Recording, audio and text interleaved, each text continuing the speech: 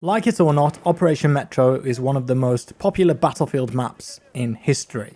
Some people love it and others not so much, but when DICE announced Operation Underground for BF5, people were quite interested to see what they would come up with. Now, a couple days ago at Gamescom, we were able to play the map in a nearly finished state, and the devs were keen to stress that they still have a bit of work to do on it, but it feels very close to me. The sad part is that, unfortunately, we weren't allowed to capture footage of it, so I can't show you any footage of what it looks like. So that's why you're looking at BF4. But I am able to talk about my updated experiences playing it and what I thought.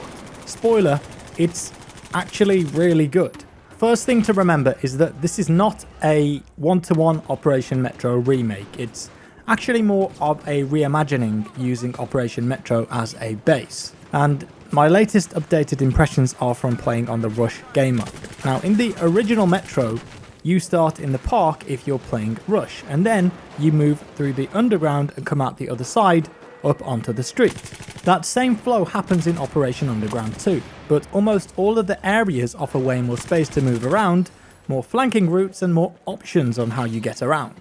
There are even flanking routes which require you to dive underwater and come out the other side. It's cool. The outside area that you start in is similar to Rotterdam in the fact that it's a built-up city streets kind of area, but there's a huge crater in the ground that offers one route into the underground. And then you've got the main station area, which is a bit of a nod to the ticket office from the original map, and then you go down onto the tracks. The tracks area is quite wide though, and there are lots of side tunnels that you can use to get around as well to make flanking a bit easier. We didn't really experience any spawn traps here. Now, some of the trains have ramps on them too, and they offer extra routes to get up to the ticket office area that weren't there in the previous versions of the map. The other side comes back out onto a big street where there's a government type building which really represents the final MCOM, the final objective area from Metro.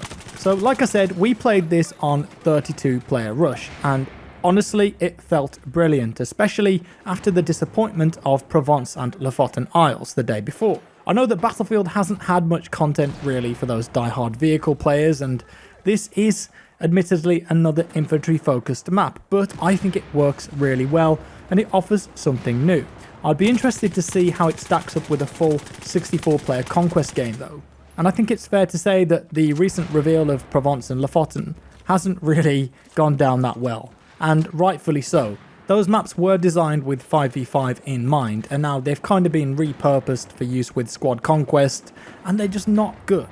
But when you compare those maps to Operation Underground, I think it's night and day. This is definitely the sort of map that the game needs, I think. A really fun and polished experience, a story that draws you back in. Hopefully when the Pacific content is released though, there will be much more large-scale maps that will really bring that large-scale warfare feeling back to the game. Ultimately, the mark of a good map is one that you want to go back and play, and I think Operation Underground has that addictive feel to it. It looks great, the colour palette is nice, it's a bit different, and more importantly, it played really well. And keep in mind that the original map designer of Operation Metro is leading this one too. Now, we mentioned large-scale warfare just then, so let's talk about the map that seems to be cursed, Al Sundan or Al Sundan. I'm sure that there are a lot of people who were wondering where on earth that map is. It was supposed to release before Marita, but right as it was going to, DICE found a big graphical issue with it that prevented it from releasing. Apparently it was just so bad that they couldn't let it go. Sadly, this still has not been fixed.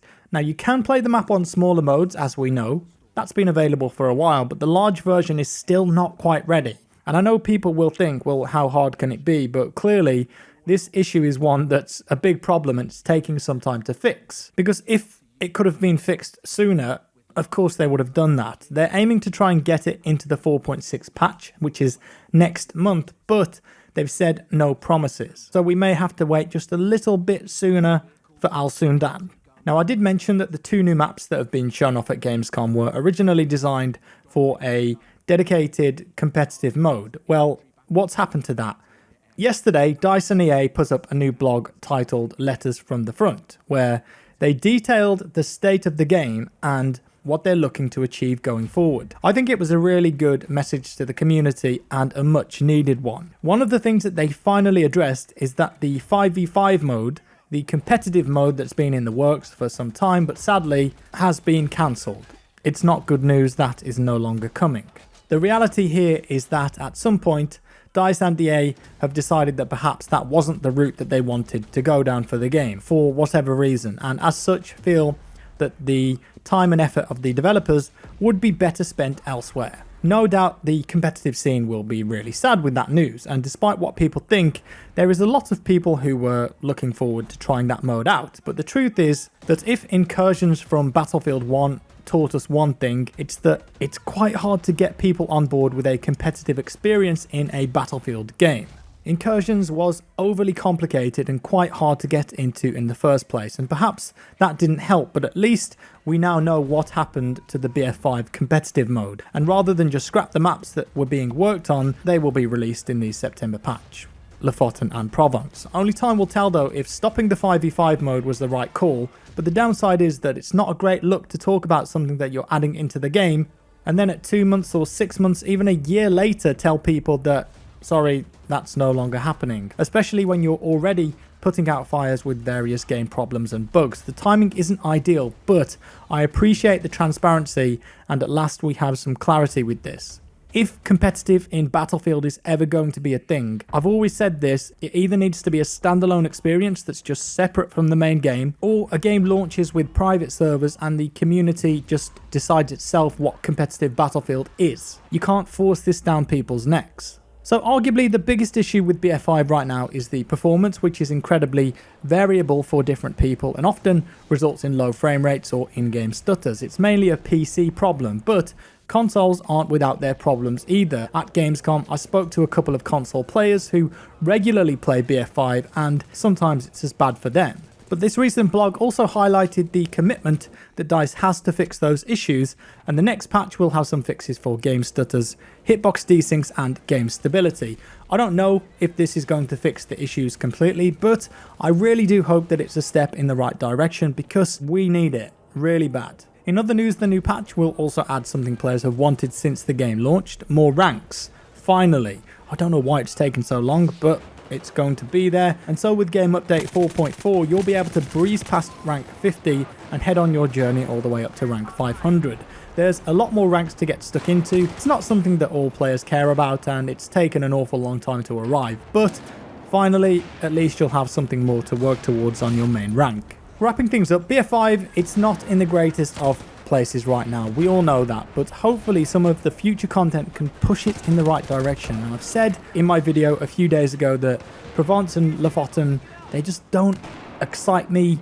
There's no spark there, no experience, nothing that says they're Battlefield maps, and nothing that really makes me want to jump on and play them. And then we've got Sundan, which we've been waiting for some time now, and I've played that in Conquest Larger EA Play. It was really fun, but it's nowhere to be seen. Operation Underground though, well, that's a different category for me now. It's a map that I want to play more of, and I think that the community will definitely enjoy it when it releases. Of course, it's just one map. One that even uses the heritage of Operation Metro is not enough, and we really need those Pacific maps to be some of the best maps that DICE have ever put out.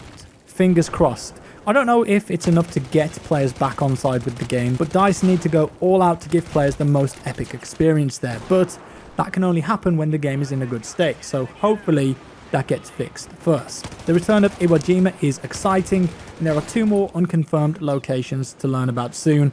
Not only that, but the Pacific is going to come with new weapons, vehicles, factions, the whole 9 yards, so it's going to be a massive update, and I'm hoping it's just what the game needs. And I would love to get my hands on that content soon. And finally for today, we have a new t-shirt design. Here it is. Jack's Tractors. So this is inspired by Firestorm. We've got a lovely Firestorm tractor there. In fact, it's Firestorm proof. The Calibri helicopter at the top. And you'll even notice the Sulis logo on there too. Something a bit mysterious going on here maybe. But it's a great tractor, I promise. There it is, Jack's Tractors. If you want to pick it up for yourself, go to bit.ly/shopjackfrags. There's plenty of different colour options on there too. Take your pick, and if you do get one, thank you so much. It's a great way to support me as a content creator, and you could be wearing one of the coolest t-shirts on the block. Also remember, we did release Jack's tours a couple of weeks ago with the Megalodon. One of my favourites, that one, that's on there too. And I've worked with a very talented artist called Tysel on all of these designs. I think he's done an absolutely fantastic job. And that's all for today, folks. A big thank you for watching the videos this week. I am back from Gamescom, and you may have noticed my voice is a bit hoarse. That's because I've picked up a cold. It's very tiring being out there every single day. But my spirits are high, and I've got a load more Gamescom content coming up in the next few days or so. Tons of capture that I got out there, and I'm really looking forward to making those videos. Now, if you liked this video, leave a like. Thank you so much. If you didn't like it, dislike it. Not a problem at all. Subscribe for more, and I'll see you in the next one.